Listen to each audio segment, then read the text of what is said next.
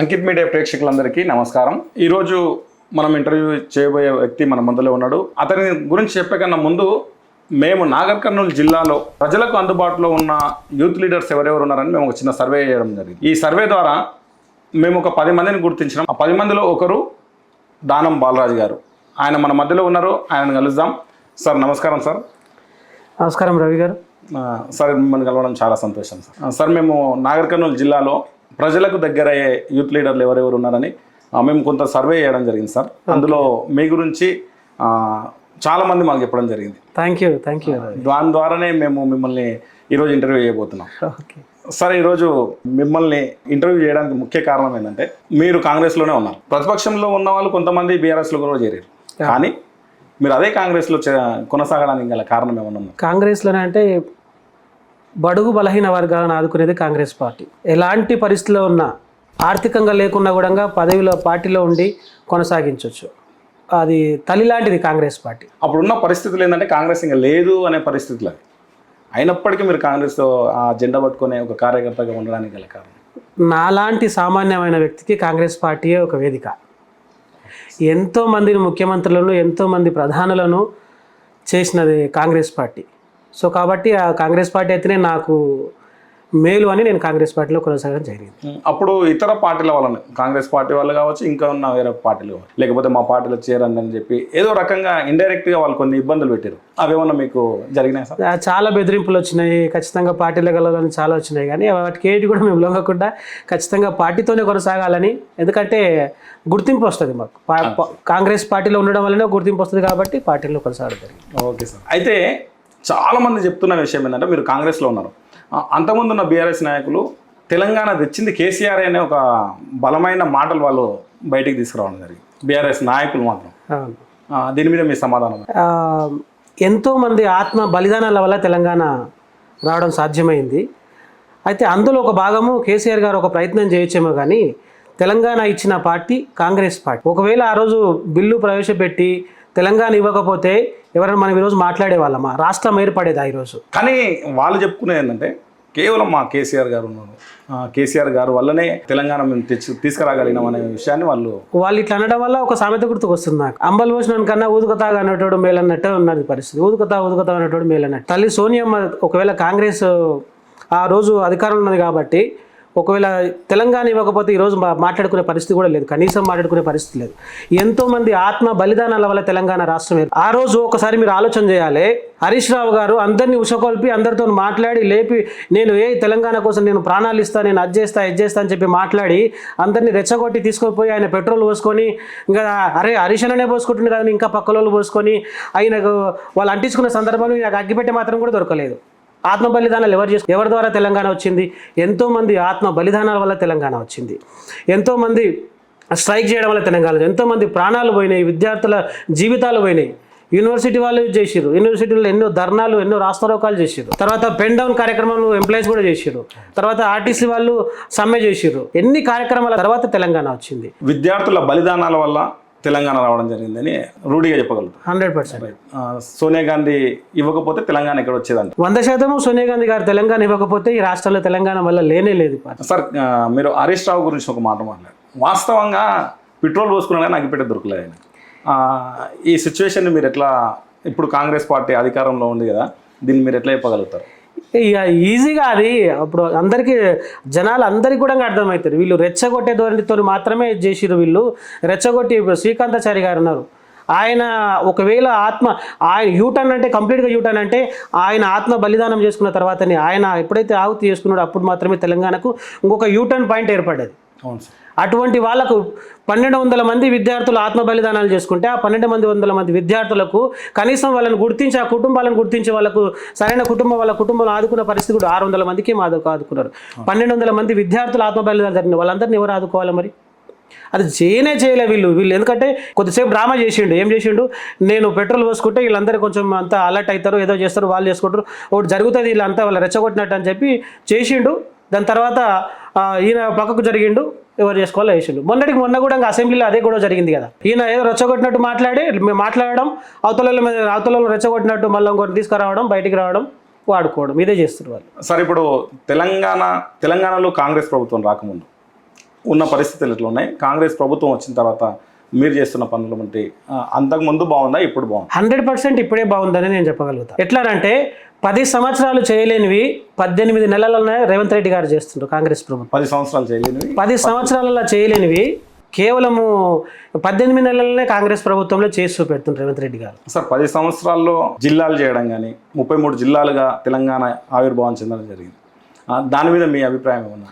ఇప్పుడు 33 జిల్లాలు అయినాయి, ఓకే, ప్రజలకు పాలన దగ్గర తీసుకురావాలి, అది మంచి ఆలోచన కావచ్చు. కానీ కలెక్టర్లు ఆర్డీఓ స్థాయిలో ఉన్నారు. అట్లా చెప్పగలుగుతారు సార్.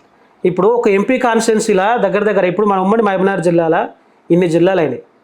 గద్వాల్, నాగర్ కర్నూల్, తర్వాత నారాయణపేట, వనపర్తి, చిన్న ఒక్కొక్క కాన్స్టిట్యున్సీ ఉండడం వల్ల దాన్ని జిల్లా చేయడం వల్ల ఏం జరుగుతుంది, ఏం ఉపయోగపడుతుంది? చిన్న జిల్లాలు కావడం వల్ల ప్రజలకు అందుబాటులో పరిపాలన ఉందనేది. అంటే అవసరమైనంత వరకు జిల్లాలో పార్లమెంట్ కాన్స్టిట్యున్సీ ఉన్న అంత అవసరమైనంత వరకు జిల్లాలు మనం ఏర్పాటు చేసుకుంటే ఓకే ఉంది. కానీ అసలు మరీ చాలా చిన్నగానే మీరు కూడా ఒకసారి ఆలోచన చేయండి. ఇప్పుడు గద్వాల్ 2 కాన్స్టిట్యున్సీలు 3 కాన్స్టిట్యున్సీలు జిల్లా, నారాయణపేట ఇట్లా తీసుకోండి. మీరు చిన్న కాన్స్టిట్యున్సీలే జిల్లాలు అయిపోతున్నాయి. దానివల్ల కలెక్టర్ స్థాయి ఆర్డీఓ స్థాయి కేడర్కి వచ్చేసింది. సార్ ఇప్పుడు తెలంగాణలో మీ ప్రభుత్వం వచ్చిన తర్వాత 18 నెలల్లోనే మేము ఇన్ని పనులు చేసామంటారు. తెలంగాణ ప్రభుత్వం 10 సంవత్సరాలు ఏలి వాళ్ళు కూడా చాలా పనులు చేశారు. మీరు అది అసలు ఏం చేయలేదు అన్నట్టుగానే మాట్లాడడం ఎంతవరకు సబబు అంటారు? ఏం చేయలేదు అన్నట్టుగానంటే ఇప్పుడు దాదాపు 10 సంవత్సరాల నుంచి చూస్తున్నాము. ఒకటి దళిత ముఖ్యమంత్రి చేస్తానని చెప్పి, దళిత ముఖ్యమంత్రి కాదు, దాని జోలికే రాలేదు. ఇక రాజయ్యను ఏ పరిస్థితి తీసుకొచ్చిండో అందరికి కూడా తెలిసే విషయం. అయితే 10 సంవత్సరాలల్లో రాష్ట్ర బడ్జెట్ ఒక సంవత్సరానికి 1,20,000 కోట్ల రూపాయలు రాష్ట్ర బడ్జెట్, 10 సంవత్సరాలకు గాను 12 లక్షల కోట్ల రూపాయలు. దాని అదనంగా ఇంకా 8 లక్షల కోట్ల రూపాయలు, అంటే 20 లక్షల కోట్ల రూపాయలతో ఏం చేసారు సార్? కొత్తగా తెలంగాణ ఏర్పడ్డది, అన్ని కలెక్టరేట్లు కట్టారు కదా. ఒకటి జిల్లాలలో, ప్రతి జిల్లాలో ఒక కలెక్టరేట్ కట్టారు.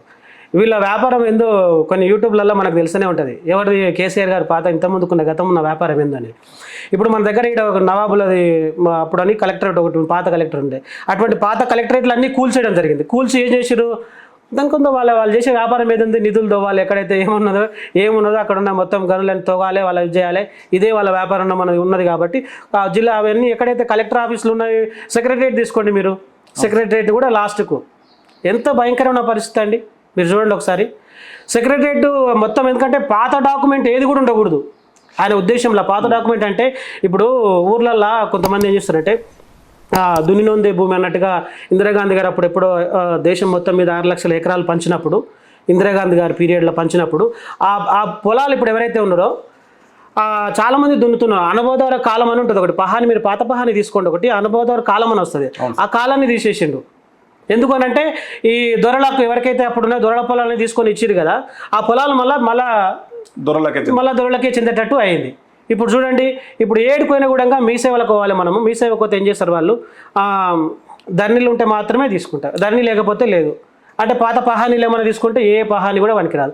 ఇప్పుడు కొత్త పహానీలలో చూడండి, దాని అనుభవదారు కాలం ఎవరైనా ఉండంటే అది దాని కాలమే తీసేసిండు. వాళ్ళు ఎవరు మాట్లాడడానికి నోరే లేదు. ఇప్పుడు కోర్టుకు ఒకవేళ కోర్టుకు పోయినామనుకో, కోర్టుకు ఏమంటుంది అంటే మొత్తం డాక్యుమెంట్తో, కోర్టుకి ఏం కావాలి, డాక్యుమెంట్ కావాలి. డాక్యుమెంట్ లేనప్పుడు వాళ్ళు ఏం మాట్లాడగలుగుతారు?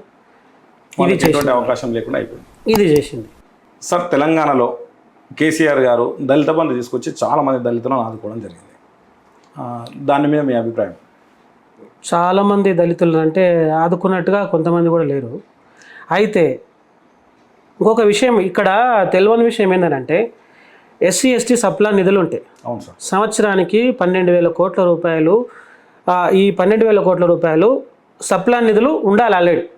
ఆ నిధులన్నింటినీ మళ్లించి అందులోకి వెళ్ళి కొంత అమౌంట్ తీసుకొని ఏదో అరకొర అక్కడక్కడ మండలంలో ఒకరికో ఇద్దరికో ఇచ్చినట్టు చేసి 10 లక్షలు ఇస్తుండే మొత్తం జీవితాలే బాగు చేస్తుందని చెప్పి అని అంటున్నాను. అవును సార్. ఎక్కడ బాగు చేసినట్టు?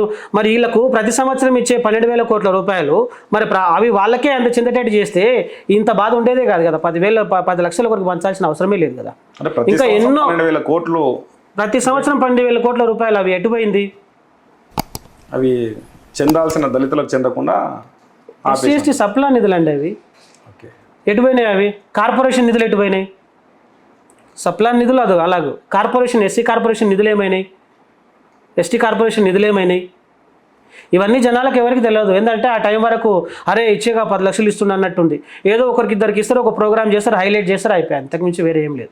ప్రతి సంవత్సరం 12,000 కోట్ల రూపాయలను వాళ్ళు దండుకొని ఒక్కసారి 10 లక్షలు ఒక వ్యక్తికి ఇస్తున్నామని చెప్పి కొంతమందికి ఇచ్చినట్టు, కొంతమందికి అక్కడ ఆడకూర అటు ఇటు, అంతకుమించి ఏళ్ళ మీద లెక్క పెట్టవచ్చు ఎక్కడెక్కడ ఇచ్చాడు అనేది. సార్ ఇప్పుడు రైతు బంధు కేసీఆర్ గారు ప్రవేశపెట్టింది, దాన్ని మీరు రైతు భరోసాగా మార్చినట్టు ప్రజలు అనుకుంటున్నారు. ఇది ఎంతవరకు దీని వ్యత్యాసం ఏమైనా ఉందా, లేకపోతే మీరు దాన్నే కంటిన్యూ చేస్తున్నారు? అంటే ఇప్పుడు రైతులకు ఉపయోగపడేది ఖచ్చితంగా మేము కూడా చేయాలని ఒక ఉద్దేశం ఉన్నది. ఎప్పుడైతే 6 గ్యారెంటీలు ఏదైతే ఉందో దాని ప్రకారంగానే చేస్తున్నాము.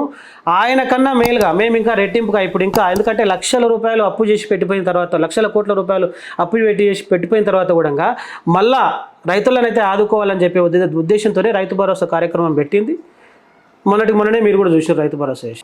సార్ మీరు రుణమాఫీ చేసి, రుణమాఫీ అందరికి చెందిందంట, ప్రతి ఒక్క రైతుకి 100%. ఇప్పుడు 100% నాకు తెలిసి అయితే 92% జనాలకు వచ్చేసింది 2 లక్షల లోపు రుణమాఫీ. ఎందుకనంటే ఎక్కడెక్కడ ప్రాబ్లం, చిన్న ప్రాబ్లం, ఇప్పుడు ఆధార్ కార్డులో ఒక పేరు ఉంటుంది, తర్వాత బ్యాంకులో ఒక నేమ్ ఉంటుంది, పాస్బుక్లో ఒక నేమ్ ఉంటుంది. దానివల్ల కొంచెం డిస్టర్బ్ జరిగింది. దానివల్ల ఒక 5-6% జనాలకు అంత కొంత ఇంకా అందలేదు. దాని గురించి కూడా ప్రతి సభలో కూడా రేవంత్ రెడ్డి గారు, మా సీఎం రేవంత్ రెడ్డి గారు మాట్లాడుతూనే ఉన్నారు. ఏమని, ఇది ఇంకో కొంచెం ఏమైనా సర్దుబాటు చేసి మళ్ళీ చేసే ప్రయత్నం చేద్దాము అని చెప్పి. ఎట్ ఏ టైం రాష్ట్రంలో, దేశంలో మీరు గుర్తుపెట్టుకోండి, 29,000 కోట్ల రూపాయలు ఎట్ ఏ టైం రిలీజ్ చేసిన రైతులకు అని అంటే ఇంతకుముందుకు ఏ ప్రభుత్వం లేదు. ఇంతకుముందుకు ఒకటే ప్రభుత్వం ఏమన్నా, అది కూడా కాంగ్రెస్ ప్రభుత్వమే. వైఎస్ రాజశేఖర రెడ్డి గారే 1 లక్ష రూపాయలు మాఫీ చేసి, రుణమాఫీ చేశారు. అప్పుడు కూడా రైతులు చాలా ఆనందంగా ఉన్నారు.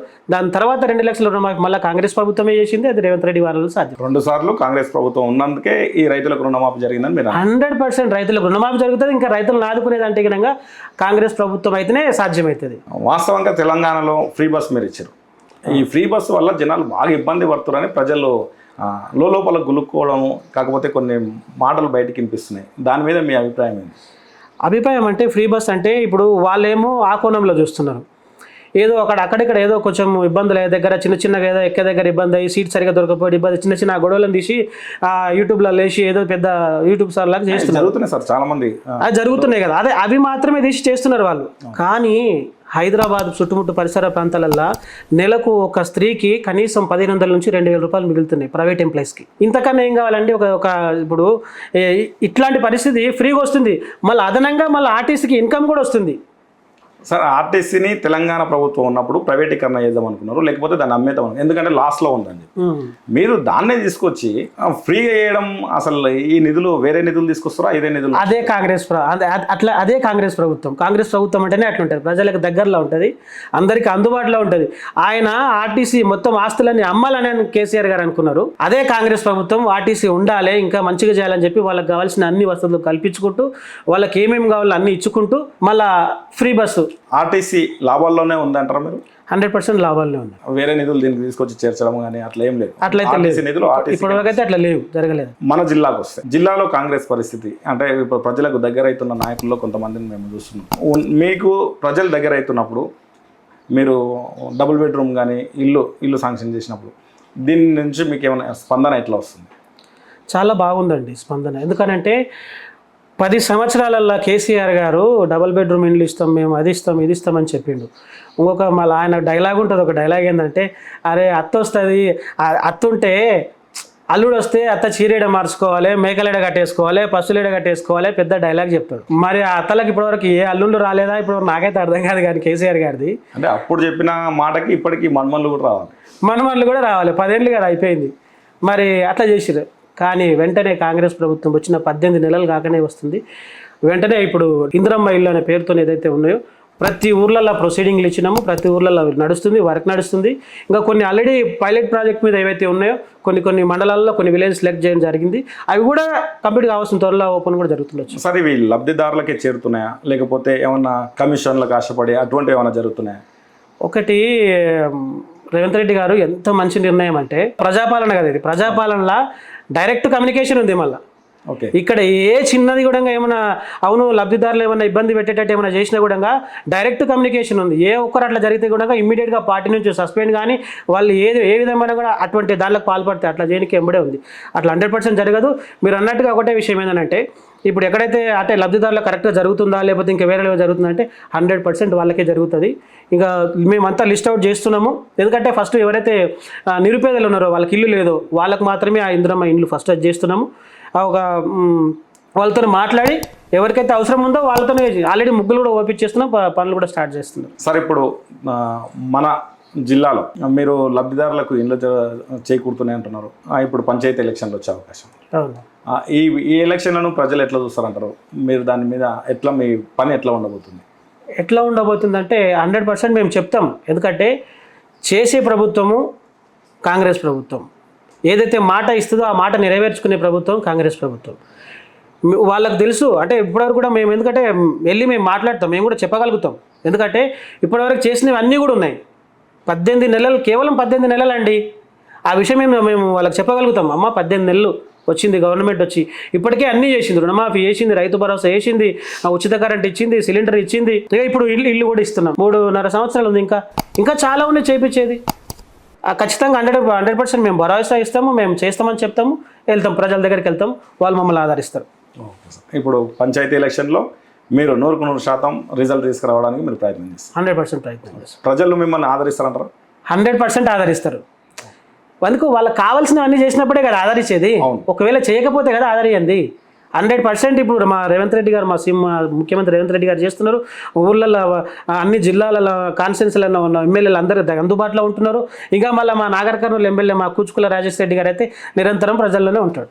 ఓకే సార్, రాజేష్ రెడ్డి గారి గురించి మీరు తీసుకొచ్చారు కాబట్టి అసలు రాజేష్ రెడ్డి గారు ఫస్ట్ డాక్టర్ కదా, తీసుకొచ్చి ఇక్కడ నిలబెడితే ఈ నేమ్ గెలుస్తాడు, వాళ్ళ నాయన 4 సార్లు ఓడిపోయిండు, వాళ్ళ నాయననే కుదరలేదు ఈ నేమ్ అవుతుంది అనే ఒక ఫస్ట్లో ఒక పెద్ద టాక్ నాగర్ కర్నూలులో. దీన్ని అసలు ఎట్లా చూడగలిగారు మీరు? అప్పుడున్న పరిస్థితుల్లో అసలు నాకు గెలవడు అని చాలా మంది అన్నప్పుడు ఆ పరిస్థితుల్లో మీరు ఎట్లా నిలదొక్కుని దాన్ని ముందలు తీసుకురాగలిగారు? అయితే ప్రజల లోపలికి ఇంతకుముందుకు చేసిన కాంగ్రెస్ పార్టీ చేసిన ఏవైతే పనులు ఉన్నాయో ఆ పనులు చెప్పగలిగినాము. ఇంకొకటి ఒక సామెత గుర్తుకొచ్చింది. ఆయన అంత హేళన చేసిరు, అది చేసిరు, గెలవడు అని చెప్పారు కదా. తృణీకరించబడిన రాయ మూలకు తలరాయి అన్నట్టు ఒక సామెత ఉంటుంది. అయితే మేము జనాల లోపలికి ఎట్లా తీసుకుపోయినాము? ఆయన సౌమ్యుడు, ఆయన వ్యక్తిత్వం అటువంటిది. ప్రజలందరినీ కూడా ఆదరించే పర్సన్ దామోదర్ రెడ్డి సారు. ఎన్ని ఏళ్ల నుంచి కూడా ఉన్నా కూడా ఆయన వ్యక్తిత్వం ఇప్పటికి కూడా, ఆయన ఎన్నిలో ఉన్నా కూడా ప్రజల మనిషి, ప్రజల దగ్గరనే ఉన్నాడు ఆయన. కాబట్టి కాంగ్రెస్ పార్టీ ఏవైతే హామీలు ఇచ్చిందో రేవంత్ రెడ్డి గారు చరిష్మా ఉన్నది, ఇప్పుడు మా ఎమ్మెల్యే గారు చరిష్మా ఉంది, దామోదర్ గారు చరిష్మా ఉంది. వాళ్ళకి ఆల్రెడీ ప్రజల్లో వాళ్ళ ఆదరణ ఉంది. వాళ్ళు ఇప్పుడు కూచుకుల దామోదర్ రెడ్డి సార్ గారు తూడుకుర్తి ఉంది కదా, కంటి ఆసుపత్రికి వాళ్ళు ఎన్నో ఎకరాలు ఫ్రీగా ఇచ్చారు. అక్కడనే ఇప్పటికి నడుస్తూనే ఉంది. ఇంకా అవును సార్, వాళ్ళకు అటువంటి ఆలోచన కలిగి ఉన్న వ్యక్తులు కాబట్టి ప్రజల్లో చరిష్మా ఉంది. వాళ్ళు అందుకే గెలవగలిగారు. అంటే అప్పుడున్న సిచ్యువేషన్ మొత్తం డాక్టర్ రాజేష్ రెడ్డి గారు గెలవరా అనే ఉద్దేశం. అవును. అప్పుడు మీరు ఖచ్చితంగా గెలవడానికి ప్రయత్నం చేశారు కదా, అప్పుడు మీకేమన్నా గెలవడు అనే భయం ఏమన్నా? మాకైతే 100% లేకున్నది. ఎందుకు అనంటే కాంగ్రెస్ పార్టీ అంటే వీళ్ళు ఎవరైతే బీఆర్ఎస్ అంటే ఇంతకుముందుకు టీఆర్ఎస్ ఉన్నది కదా, ఆ టీఆర్ఎస్ పార్టీ చేసే అరాచకాలు, వాళ్ళు చేసే అన్ని కూడా అర్థమైంది ప్రజలకు. ఇక వీళ్ళ ఓర్పు మొత్తం అర్థమైంది. వీళ్ళు ఇక మాటలు చెప్పేది కానీ వీళ్ళు చేయరనే జనాలకు అర్థమైన సంగతి మాకు కూడా అర్థమైంది. మేము ప్రజల్లోకి వెళ్తున్నాము, మేము ప్రతి మాట వింటున్నాం కాబట్టి మాకు 100% మేము మా రాజేష్ రెడ్డి గారు గెలుస్తారనే నమ్మకంతోనే మేము 100% ఉన్నాం. ఓకే సార్, అంటే వాళ్ళు చేసిన అరాచకాలు మీకు ప్లస్ పాయింట్ కదా? అరాచకాలు అనవచ్చు, తర్వాత మా రాజేష్ రెడ్డి గారు ఆదరణ కావచ్చు. సార్ ఇప్పుడు 18 నెలల మీ రాజేష్ రెడ్డి గారు ఎప్పుడు ఎమ్మెల్యేగా ఉన్నారు, ఆయన ద్వారా ప్రజలు అందుబాటులో ప్రజల్లోకి తిరగడము కానీ లేకపోతే ప్రజలతోనే ఉండడం కానీ టైం ఇవ్వడం కానీ ఇట్లా ఏమైనా జరుగుతుందా? లేకపోతే కొంతమంది అపాయింట్మెంట్ ఇచ్చి ప్రజలు కూర్చోబెట్టి బయట చాలా గంటలు కూర్చోబెట్టే పరిస్థితులు ఉంటాయి ఎమ్మెల్యే హోదా కదా, అట్లేమన్నా ఉందా? మీరు ఎప్పుడు పోయినా ప్రజలు కానీ నాయకులు కానీ ఎవరు పోయినా కలవడానికి అవకాశం ఉందా?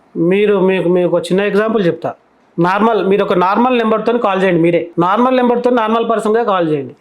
లిఫ్ట్ చేసి మరీ టైము ఎక్కడ ఏడున్నా కలిసి చెప్పి మీతో కలిసి మాట్లాడి మీ అవసరాన్ని ఏదో గుర్తించి మళ్ళీ మాట్లాడే పర్సన్ ఆయన వెంటనే. ఎందుకంటే ప్రజల లోపల ఇప్పుడు చూడండి, మామూలుగా ఏ ఎమ్మెల్యే అయినా ఎవరినైనా మనం చూస్తుంటాం కదా బయట, వాళ్ళు ఏంటంటే ఎవరైతే లీడర్లు ఉంటారో ఆ లీడర్లకు మాత్రమే ఇచ్చి అది కాదు. ఇక్కడ గ్రామ స్థాయి నుంచి కూడా డైరెక్ట్ ఎమ్మెల్యే గారి మా కూచుకుల రాజేష్ రెడ్డి ఎమ్మెల్యే గారి ఫోన్ నెంబర్ ప్రతి గ్రామ స్థాయి కార్యకర్త దగ్గర ఉంది. డైరెక్ట్ వాళ్ళే మాట్లాడతారు, అన్న అంటారు, సార్ అంటారు. ఆయన అన్నిటికీ అందరినీ అట్లా అంత ఇదిగా ప్రేమతో ఉంటాడు ఆయన. ఓకే, అప్పుడే ఒక నాయకుడిగా మంచి గుర్తింపు కూడా వచ్చే అవకాశం. చాలా గ్రేట్ సార్. అంటే డాక్టర్ హోదాలో ఉన్నాడు కాబట్టి ఈ ప్రయత్నం చేయడం చాలా సంతోషం. ఇప్పుడు తెలంగాణలో ఒక పరిస్థితుల పిల్లల గురించి, విద్యార్థుల గురించి, చదువుల గురించి ఒక రకంగా తల్లిదండ్రులు ఈ ఫీజులు మేము కట్టలేమనే స్థితికి వెళ్ళిపోయింది. మా చదువును కొనలేము అనే స్థితికి వెళ్ళిపోయింది. దీని మీద మీ అభిప్రాయం కానీ, లేకపోతే మీరు చేస్తున్న ప్రభుత్వం ఏం చేస్తుంది అనేది? రాష్ట్ర ముఖ్యమంత్రి, ఇప్పుడున్న ముఖ్యమంత్రి రేవంత్ రెడ్డి గారు, మా అన్న రేవంత్ రెడ్డి గారు గవర్నమెంట్ స్కూల్లో చదువుకున్నాడు. ఓకే, ప్రైవేట్ స్కూల్ కాదు, గవర్నమెంట్ స్కూల్ చదువుకొని గవర్నమెంట్ స్కూల్ పరిస్థితులు ఏంది, ఊర్లలో పరిస్థితులు ఏంది అన్నీ ఆయనకు తెలుసు. కాబట్టి ఆయన ఏం చేసిందంటే నర్సరీ, ఎల్కేజీ, యూకేజీ ప్రైవేట్ స్కూళ్ళలో ఎట్లుంటాయో ఆ విధంగా ఇప్పుడు గవర్నమెంట్ స్కూళ్ళలో ఏర్పాటు చేయడం. రాష్ట్రం మొత్తం మీద 2 లక్షల మంది పైచిలకు విద్యార్థులు మళ్ళీ గవర్నమెంట్ బళ్ళకి రావడం. దాదాపు కొన్ని ప్రైవేట్ స్కూళ్ళల్లో అయితే 600 మంది ఉంటే 300 మందికి విద్యార్థి స్ట్రెంత్ పడిపోవడం జరిగింది. గవర్నమెంట్ స్కూళ్ళల్లో మళ్ళీ జాయిన్ అవుతారు. ఈ ప్రైవేట్ స్కూల్ అయితే ఏదైతే చెప్తున్నారో అదే గవర్నమెంట్ స్కూళ్ళల్లో ఉంది అని చెప్పి దానికోసం మళ్ళీ తీసుకొచ్చి మళ్ళీ జాయిన్ చేస్తారు. దానికి ముందు ఇంకొక విషయం కూడా చెప్పాలి మీకు. ఇప్పుడు కొత్తగా ఆకునూరు మురళి గారిని చైర్మన్గా చేశారు. ఆయన మీకు తెలుసు, ఐఏఎస్ ఆకునూరు మురళి గారు సార్ని. సారు గురించి చెప్పాలంటే చాలా గొప్ప వ్యక్తి ఆయన. ప్రజా మనిషి, ఇంకా ప్రజల మనిషి ఆయన. ఇంకా అవును సార్, అది తెలంగాణ ప్రభుత్వం ఉన్నప్పుడు ఆకునూరు మురళి గారు ఆయన ఏదైతే జిల్లాలో పనిచేసిండో అప్పుడే ఇంగ్లీష్ మీడియం స్టార్ట్ చేసిన ఆయన జిల్లాలో. తెలంగాణ ప్రభుత్వం దాన్ని ఆ అవకాశం ఇవ్వకపోయినప్పటికీ ఈయన ఇంగ్లీష్ మీడియం స్టార్ట్ చేయగలిగింది. కానీ ఎవరైతే తీసేసి పక్క పెట్టిండ్రో వాళ్ళనే తీసుకొచ్చి పెట్టిండు మా రేవంత్ అన్న గారు. ఇప్పుడు ఎడ్యుకేషన్ మినిస్ట్రీ రేవంత్ రెడ్డి గారు కూడా చాలా సందర్భాలు చెప్పి ఎందుకు ఆయన వేరేలోకి ఇవ్వలేకపోతున్నానంటే దాని నుంచి పైసలు వచ్చేది పెద్ద గేమ్ లేదు. ఎందుకు చేస్తున్నానంటే జనాలకు మేలు జరగాలి. ఇది ఒకవేళ వేరే వాళ్ళ చేతికి పోతే సరిగ్గా చూసుకోలేదు, నేనే నా స్థాయిలో ఉండి చూసుకోగలిగితే కనుక ఇంకా గ్రామ స్థాయి వరకు కూడా వెళ్తే ఇంకా బాగుంటుంది కదా అనే ఒక ఉద్దేశంతోనే ఆయన దగ్గర పెట్టుకొని సార్కు ఇవ్వడం జరిగింది. సార్ని కూడా అన్ని విధాలుగా 100% స్వేచ్ఛ ఇస్తుంది. ఇప్పుడు మీరు చూడండి, రాష్ట్రంలో ఇంతమందికి ఉన్న బీఆర్ఎస్ ప్రభుత్వం ఉన్నప్పుడు ఏ మంత్రికి స్వేచ్ఛనే లేదు. రాజయ్య గారికి ఉప ముఖ్యమంత్రి అప్పుడు పదవి ఇచ్చింది కదా, ఒకటేదో నేను ఒక 5 కోట్లు బిల్లు శాంక్షన్ చేస్తున్నా అని చెప్పి ఏదో చిన్న ప్రెస్ మీట్ వరకల ఆయన తీసుకొచ్చి మళ్ళీ ఇమీడియట్గా సస్పెండ్ చేసి వేరే కేసు పెట్టించి చేసింది బీఆర్ఎస్ ప్రభుత్వం. కానీ అట్లా కాదు, ఇప్పుడు మంత్రులకు పూర్తి స్వేచ్ఛ, అదే కాంగ్రెస్ ప్రభుత్వం. సార్, ఆకునూరు మురళి గారు అప్పుడున్న పరిస్థితుల్లో ఆయన సొంత కూతుర్ని ఒక గవర్నమెంట్ హాస్పిటల్లో డెలివరీ చేయించడం జరిగింది. అసలు ఒక మంచి గురి కలిగి ప్రజలు ఎట్లా ఉండాలి అని చెప్పి ఆయన వాస్తవానికి కొన్ని గవర్నమెంట్ స్కూళ్ళు ఉంటాయి కదా సార్, ఆ స్కూళ్ళల్లో నైట్ పోయి అక్కడనే బస చేసి ఆడున్న పరిస్థితులు ఏంటో అని తెలుసుకుంటాడు. అంత మంచి వ్యక్తిని మీరు తీసుకురావడం చాలా సంతోషం. ఆయనకు అన్ని రకాలుగా మీరు మీ ప్రభుత్వం సహకారాలు అందిస్తుందని మేము ప్రజల తరపున నేను ఈ యొక్క విషయాన్ని చెప్పగలుగుతాను. సార్ గురించి ఇంకో మాట, చైర్మన్ పదవి ఎప్పుడైతే ఇచ్చి వెంటనే ఒక విషయం నేను విన్నమాట. అయితే టీచర్స్, ఎంప్లాయీస్ కొంచెం వాళ్ళు అంటుంటారు కదా, వీళ్ళంతా కలిసి ఒకసారి వెళ్ళి కలిసిరట. కమిటీ అంతా ఒకసారి వీళ్ళ మెంబర్స్ అంతా ఒకసారి వెళ్ళి కలిసి కొంచెం మాకు టీఏడిఏలు ఇట్లా కొంచెం సాలరీ సార్ ఇట్లా కొంచెం వేతనాలు పెంచాలి అనే దాని మీద ఒకసారి డిస్కషన్ ఏమో జరిగిందని విన్నా. దాని తర్వాత సార్ ఏమన్నాడంట, ఓకే మీకు ప్రైవేట్ స్కూల్లో పర్సెంటేజ్ ఎంత వస్తుంది, ఎట్లా చేసి ఎంత అయిందని అంటే ఏదో 54, 56 ఏదో అన్నారంట. మరి గవర్నమెంట్ స్కూల్ పరిస్థితి అంటే 44 ఏదో 42 ఇట్లా ఏదో మాటలు చెప్పినట్టు. మీరు గవర్నమెంట్ స్కూళ్ళల్లో వాళ్ళు డిగ్రీ పాస్ కాకుండా ఆ స్థాయిలో ఉన్న వాళ్ళు తీసుకురాగలిగారు అంటే మీరు గవర్నమెంట్ ఎంప్లాయీస్ కదా, మీరు అంటే ఆల్రెడీ మీరు అన్నింటిలో క్వాలిఫై ఉన్న వాళ్ళు కదా, మీరు ఎందుకు మెయింటైన్ చేయలేకపోయారు? మీరు ఆ స్థాయిని తీసుకురాగలిగితే మీకు ఇమీడియట్గా దగ్గర నేనే చెప్పిస్తాను చెప్పింది. ఈ గవర్నమెంట్ స్కూళ్ళలో ప్రైవేట్ స్కూళ్ళ కన్నా ఎక్కువ రిజల్ట్ రావడానికి ప్రయత్నం చేస్తారు. రిజల్ట్ రావాలి, స్ట్రెంత్ కూడా పెరగాలనే ఉద్దేశం. ఎందుకంటే ఫీజులు కట్టలేని పరిస్థితి కదా ఇప్పుడు స్కూళ్ళల్లో. కానీ ఎంత భయంకరమైన పరిస్థితి, వేలు లక్షలు ఇప్పటి నుంచే. అప్పుడు మేము చిన్నప్పుడు అనుకునేది, ఇప్పుడు ఒక ప్రైవేట్ స్కూల్ ప్రైవేట్ కాలేజ్కి వెళ్తే ఒక 50,000, 60,000 ఫీజు ఉంటుంది ఎట్లా అనుకునేది. ఇప్పుడు స్టార్టింగ్ నుంచే నర్సరీకే ₹1,00,000 కట్టాలి. ఏడికెళ్ళి ఇస్తారు. అటువంటి దారుణ పరిస్థితి నుంచి తీసుకొచ్చింది రేవంత్ రెడ్డి గారి ఆలోచన అన్నట్టు. ఎవరి కూడా బర్డెన్ పడొద్దు, విద్యను కానీ హెల్త్ను కానీ బర్డెన్ పడదన్న ఉద్దేశమే కాంగ్రెస్ ప్రభుత్వం ఆలోచన. కొంతమంది నాయకుల పేర్లు చెప్తా, ఆ నాయకుల గురించి మీరు మీ అభిప్రాయాన్ని ఒక మాటలో చెప్పగలరు సార్? మొట్టమొదటిగా మన ముఖ్యమంత్రి రేవంత్ రెడ్డి గారి గురించి ఒక విషయం మీ మాటల్లో అయిపోతుంది. ఆయన డైనమిక్ లీడర్. ఆయన ఒక జెడ్పీటీసీ స్థాయి నుంచి మామూలు కుటుంబంలో సాధారణ కుటుంబంలో పుట్టి ఒక జెడ్పీటీసీ స్థాయి నుంచి ఈరోజు ఆయన ముఖ్యమంత్రి కాగలిగిరంటే మామూలు విషయం కాదు. ఆయనకు తాగుడు అలవాటు లేదు, తిరుగుడు అలవాటు లేదు, అటువంటి ఏ అలవాట్లు లేవు. మీరు ఆయన చూడండి ఒక్కసారి. ఇంతకుముందుకున్న మీరు ఒకసారి గమనించాలి, ఇంతకుముందుకున్న ముఖ్యమంత్రి తెలంగాణలో టీఆర్ఎస్ పార్టీ, దాన్ని మళ్ళీ వాస్తు బాగాలేదని దాన్ని బీఆర్ఎస్కి చేసుకున్నారు. కానీ అది ఏదైతే ఉందో ఆయన కనీసం ఫామ్ హౌస్ లేదా ఆయన ప్రగతి భవన్, ఈ రెండు తప్ప ఆయన ఎక్కడ బయటికి వెళ్ళింది లేదు, జనాలను కలిసింది లేదు. కానీ మా రేవంత్ రెడ్డి, మా అన్నగారు, ముఖ్యమంత్రి గారు ఆయన అన్న అనే అవకాశం ఇచ్చిండు. ఇంకా మళ్ళీ ఏంటంటే ప్రతి ఒక్కరు అన్న అని ఆయన అంత ఆ స్థాయి కూడా ఇప్పటికి అన్ననే పిలుస్తారు ఆయన. సార్, ప్రగతి భవన్ అన్నందుకు ఒకటి గుర్తొస్తుంది. ఆ ప్రగతి భవన్ని మీరు ప్రజాభవన్గా మార్చారు. అసలు ఇది అదే రేవంత్ రెడ్డి గారు అంటేనే అది విలాసవంతంగా, నాకు అవసరం లేదు, నాకున్న ఇల్లు ఏదైతే ఉందో అదే ఇంట్లో నేను ఉండి రాష్ట్రాన్ని పాలిస్తా అని చెప్పి అదే ఇంటిని ప్రజాభవన్గా మార్చిండ్రు. అక్కడ సీతక్క ఉంటుంది, మన బట్టి విక్రమార్క అన్న గారు ఉంటారు, అక్కడనే ఉంటారు. మీరు బట్టి విక్రమార్క అన్నారు కాబట్టి ఆయన అడుగుతున్నా.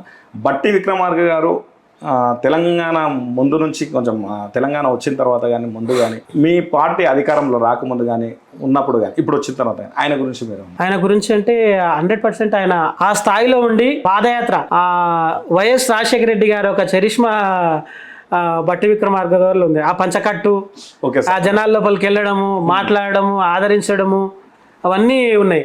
ఆ పాదయాత్ర చేసిరు కదా, అల్లు పేరు కానీ వర్షంలో కూడా పాదయాత్రనే. మేము వెంట నడిచినాం కదా, నెమ్మడి మేము ఉన్నాము. వర్షంలో కూడా పాదయాత్ర. అవన్నీ ప్రజల కష్టాలన్నీ గుర్తించి ఈరోజు రాష్ట్రంలో అధికారం రావడానికి కూడా బట్టి విక్రమార్క ఒక మన ఎమ్మెల్యే రాజేష్ రెడ్డి గారి గురించి.